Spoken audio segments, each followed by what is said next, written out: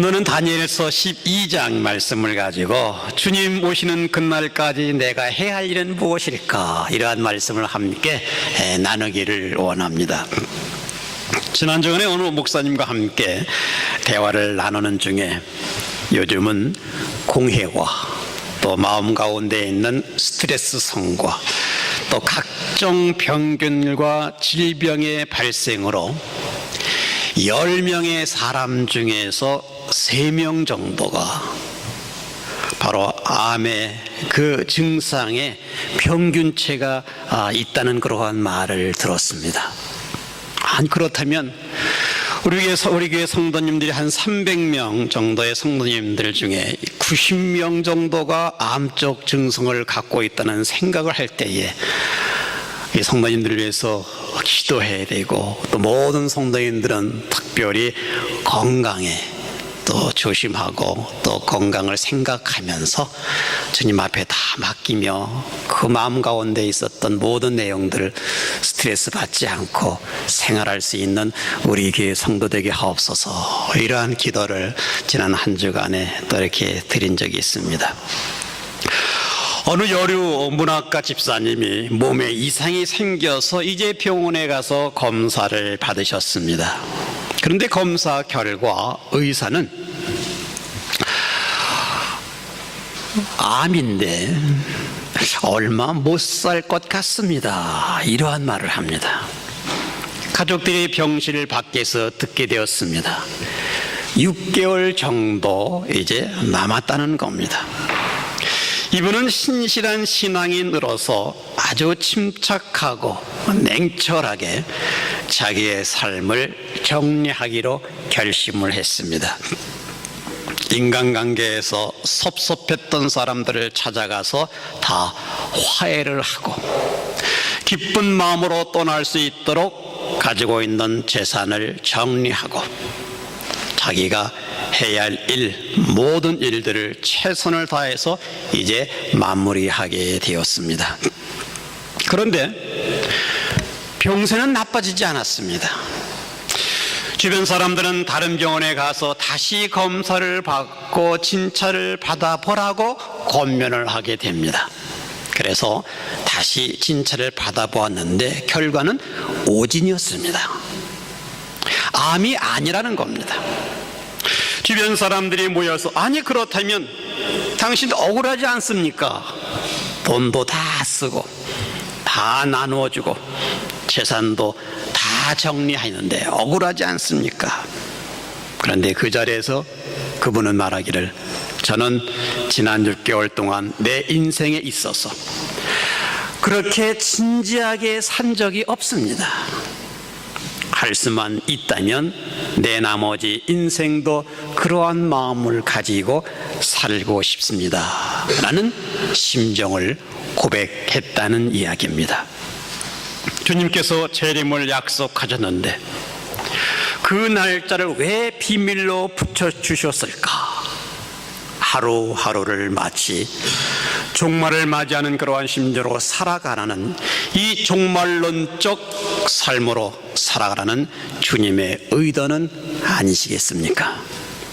여러분이 혹 암 말기 환자라면 여러분들은 어떻게 사시겠습니까? 다니엘서 12장은 종말에 대한 우리의 자세를 지금 말씀해 주고 있습니다.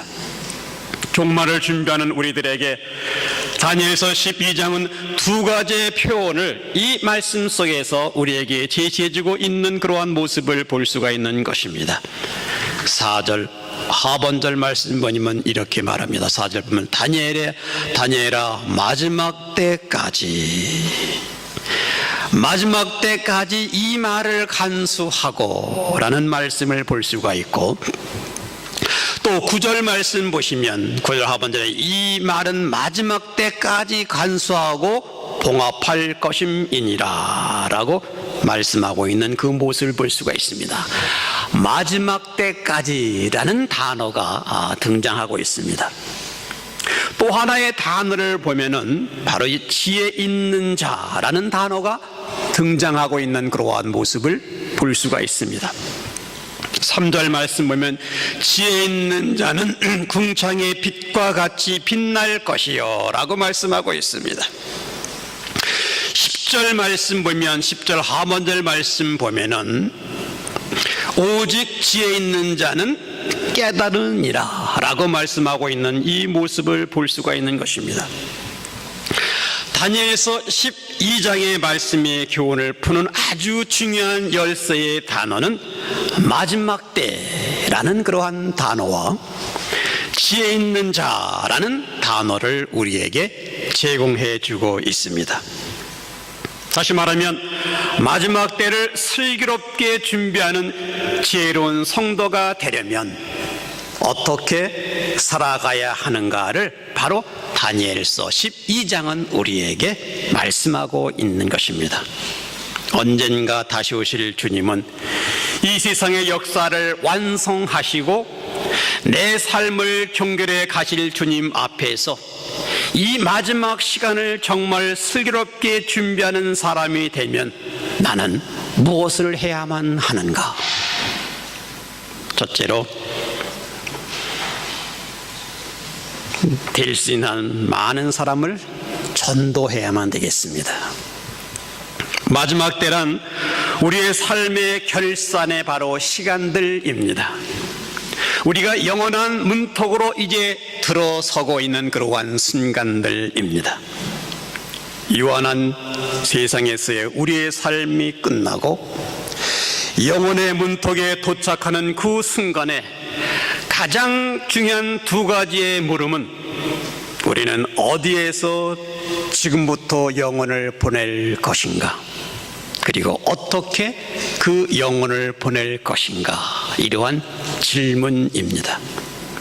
여러분은 어디에서 그 영혼을 이제 보낼 것입니까? 아마 둘 중에 하나일 겁니다.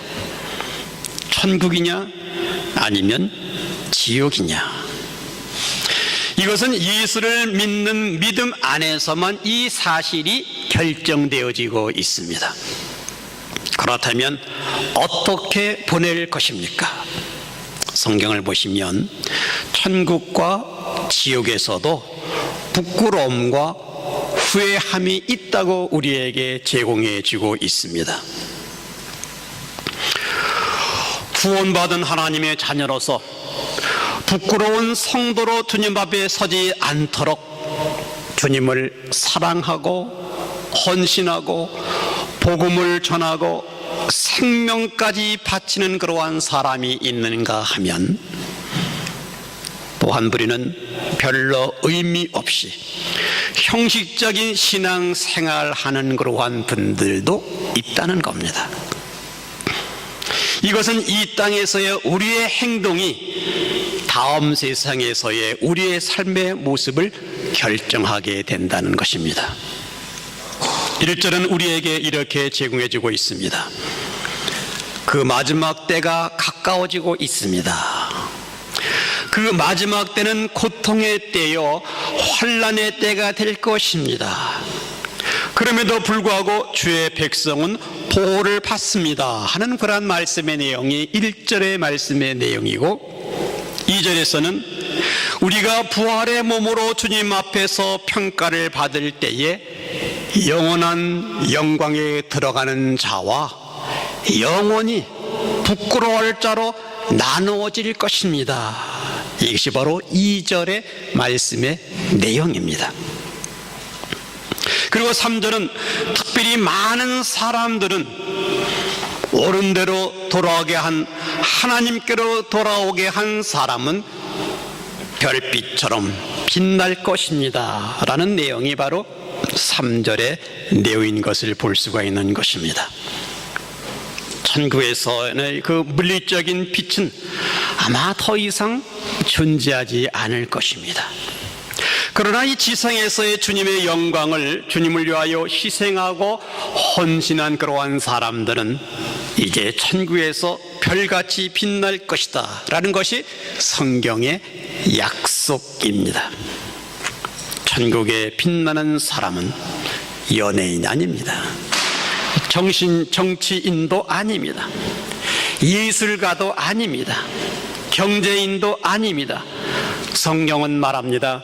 인자가 온 것은 잃어버린 자를 찾아 구원하려 함이니라. 인자가 온 것은 섬김을 받으려 함이 아니라 섬기려 함이니라 라고 우리에게 말씀하고 있습니다. 천국에서 빛나는 사람은 잃어버린 사람을 찾아 구원하려는 사람입니다. 그리고 천국에서 빛나는 사람은 바로 섬기려고 하는 그러한 사람들입니다.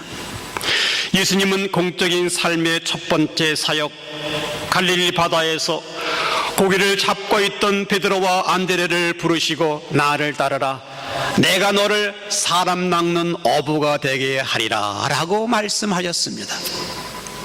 정확한 목적은 사람을 구원하기 위한 것을 우리에게 말씀하시고 계셨습니다. 사람을 변화시켜야만 한다. 사람을 구원의 길로 인도해야만 한다.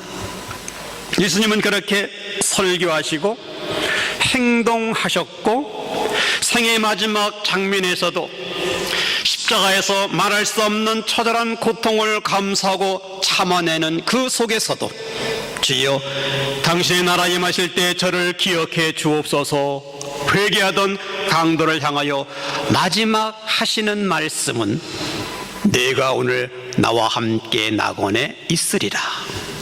마지막 한순간까지 한 영혼을 영광의 하나님 나라에 인도하시는 주님의 모습이 우리에게 어떠한 삶을 보여주신 것이겠습니까? 마지막 순간까지 전하보다 귀한 한 영혼의 가치 때문이 아니겠습니까?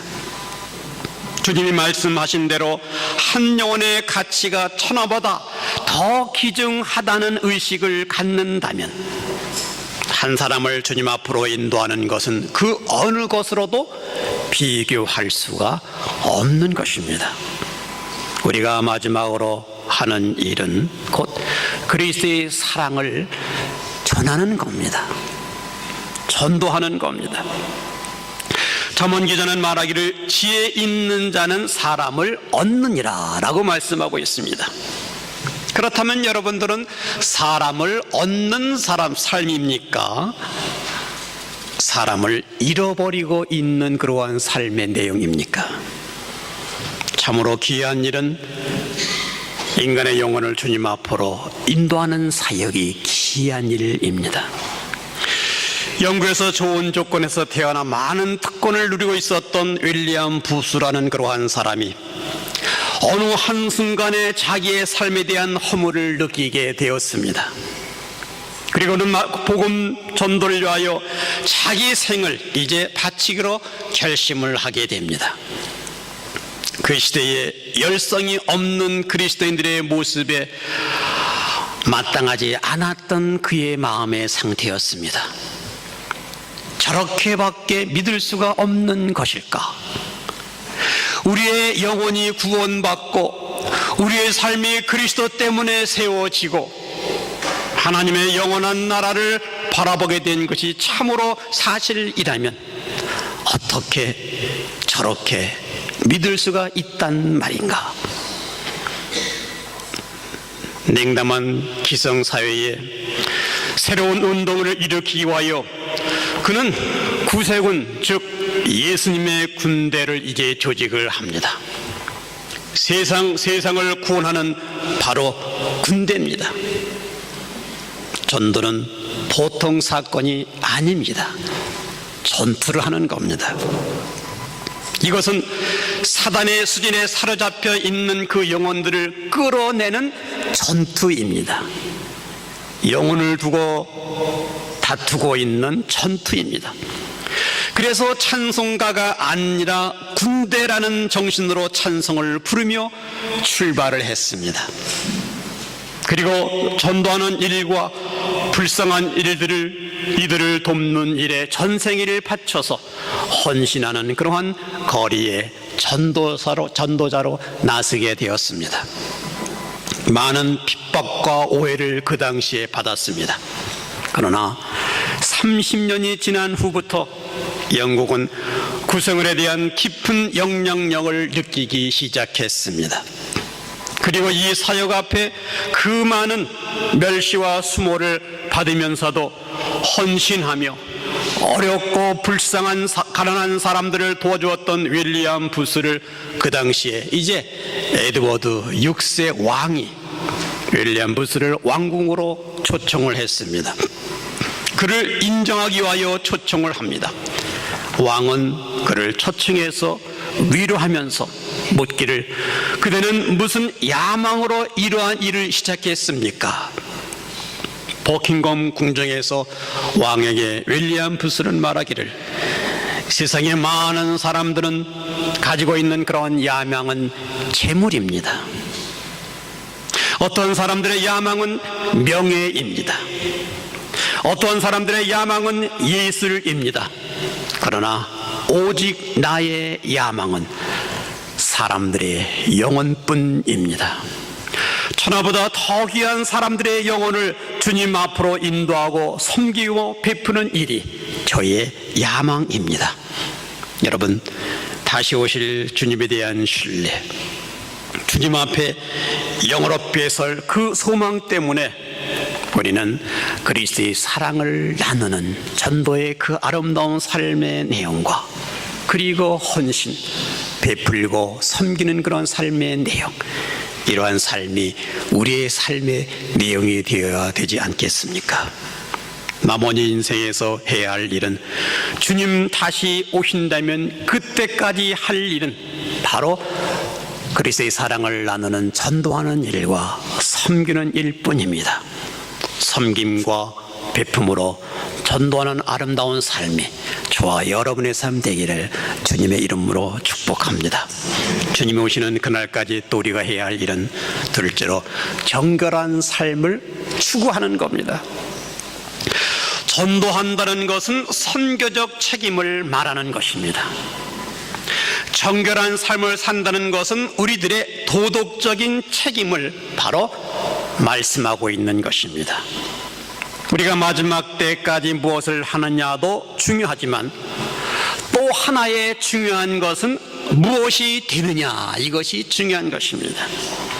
주님 앞에 서는 그 순간 어떠한 사람이 되어 가느냐, 이 말씀입니다. 계속해서 어떠한 인간이 되어가는 그러한 모습의 내용, 어떠한 인간이 되어가고 있는가, 이것은 우리의 도덕적 책임을 말씀하고 있습니다. 주님이 우리를 구속하신 목적은 주님을 닮아가는 인격자가 되고자 하시는 것입니다. 주님이 나를 구속하신 그 내용 속에 나는 거룩하고 흠이 없는 주님을 계속적으로 닮아가는 것이 내 삶의 목적이 되어야만 되겠다는 말씀입니다. 주님을 닮아가는 거룩의 그 완성이야말로 구속이 궁극적인 목적의 완성이 되는 놀라운 믿음의 산 증인들입니다. 1세기의 그리스도인들은 이 책임을 잘 받아들였습니다. 1세기 그리스도인들은 다른 것을 두려워하지 않았습니다. 핍박도 두려워하지 않았습니다. 공포도 두려워하지 않았습니다.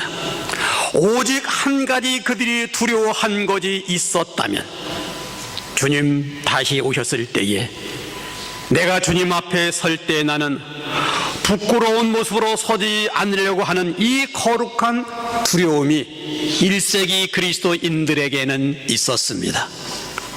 요한일서 2장 28절 말씀에, 자녀들아 이제 그의 안에 거하라. 이는 주께서 나타나신 바 되면 그가 강림하실 때에 우리로 담대함을 얻어 그 앞에서 부끄럽지 않게 하려 함이니라.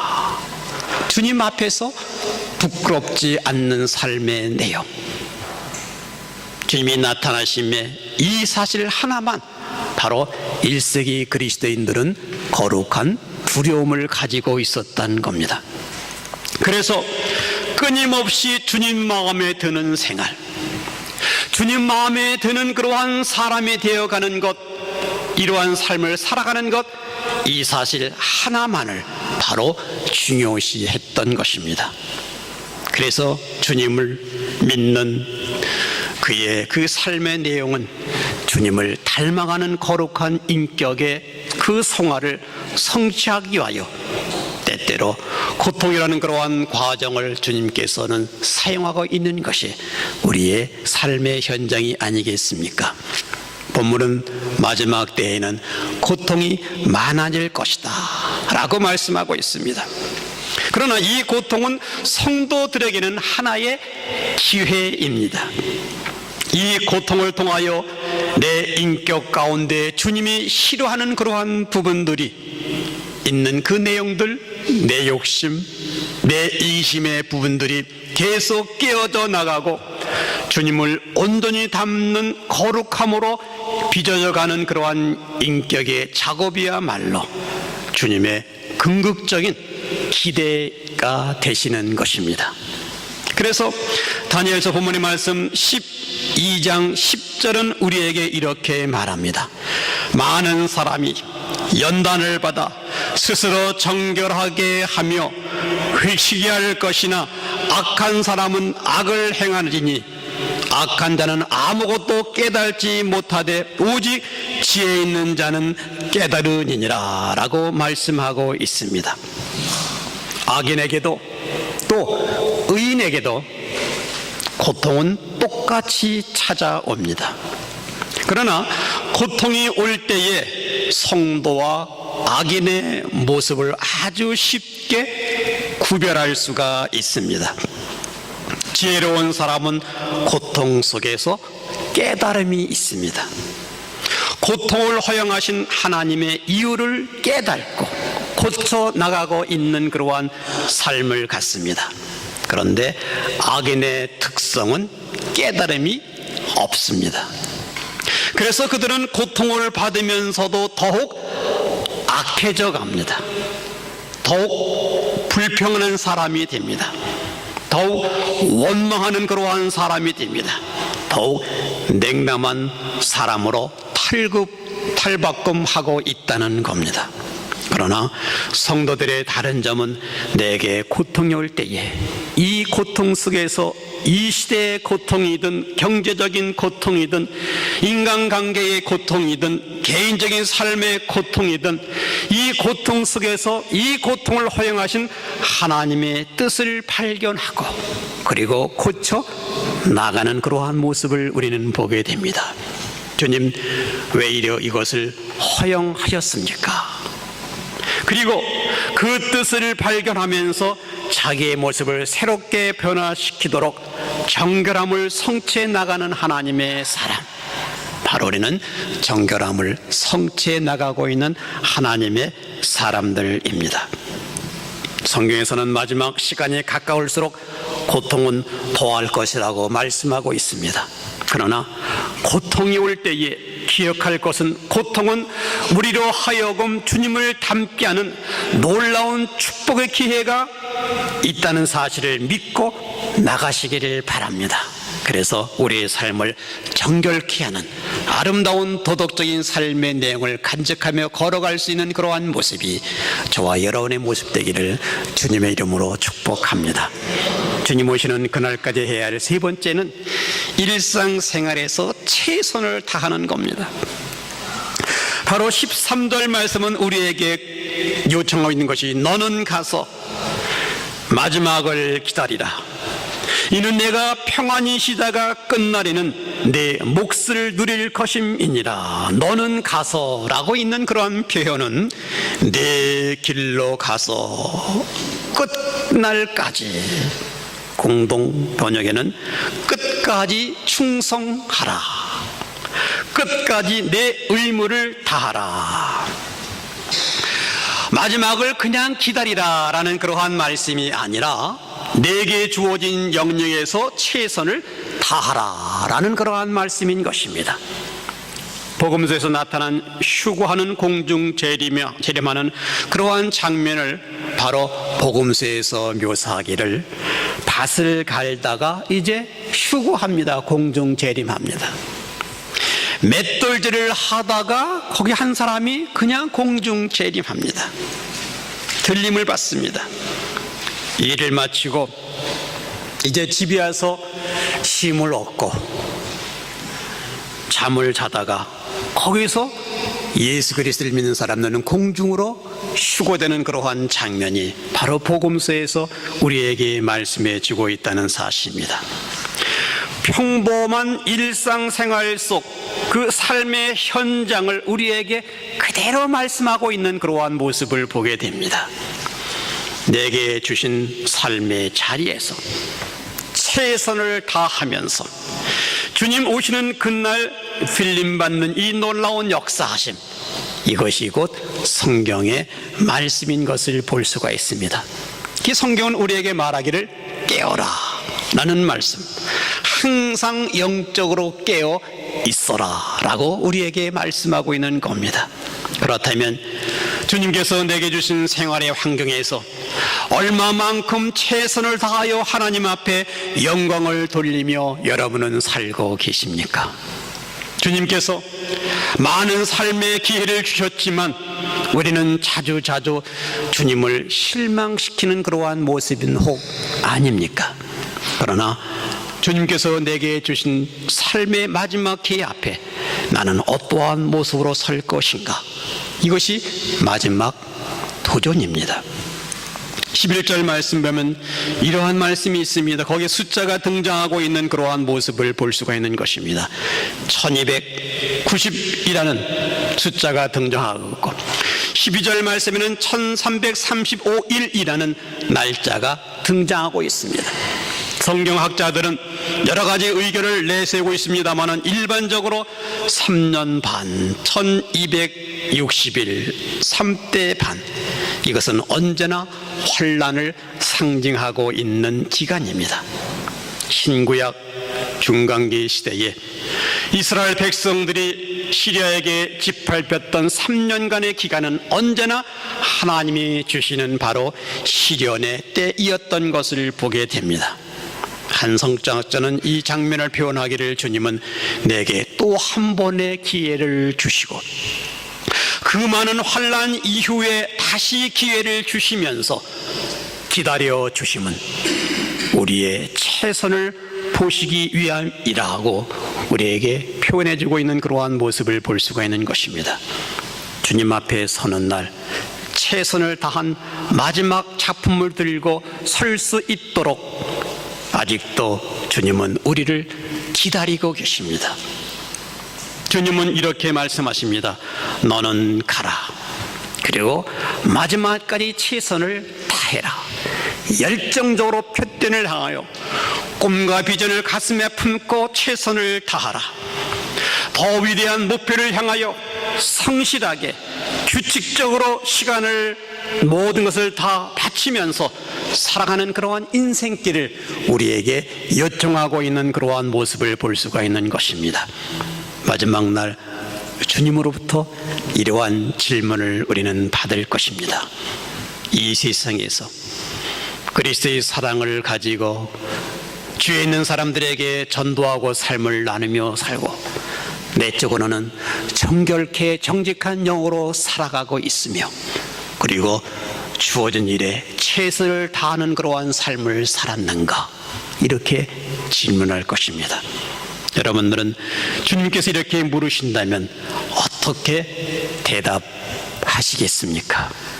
가정에서, 직장에서, 사업장에서, 학교에서, 교회에서 그리스도의 사랑을 나누며 그리고 정결케 되는 정직한 영으로 살아가며 그리고 주님 앞에 최선을 다했습니다. 이렇게 고백할 수 있는 하루, 일주일, 한 달, 1년, 평생 되시기를 주님의 이름으로 축복합니다. 기도하겠습니다.